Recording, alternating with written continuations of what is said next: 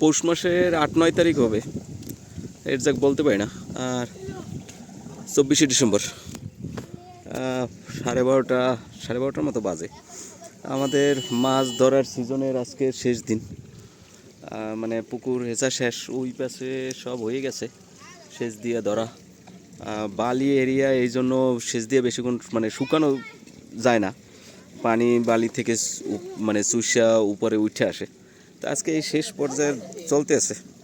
তো জনতার ডিমান্ড, মানে এরা যারা আছে সবাই ডিমান্ড আমি একদিনও নামি নাই, আজকে নামতে হইবে আর কি। শীতের ভিতরে আমি এমনিতেই অনেক শীত কাতুরে, মানে পানি ভয় পাই। আজকে নামি, দেখি তেলাপি আছে ওই যে অনেক বড় বড়।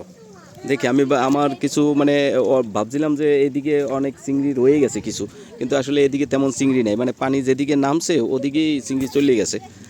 তো এই আর কি, দেখি মানে কি পরিমাণ কি আছে। এখন পর্যন্ত হিসাব নিকাশ করি নেই, হিসাব নিকাশ পরে করব।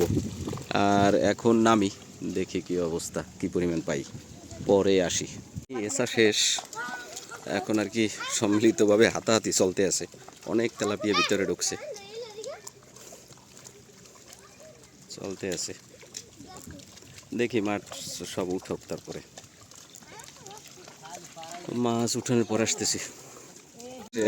এই যে কাদা খেল চলতে আছে, মারি রে মাথা দিস না রে, কি চলতে আছে ওর।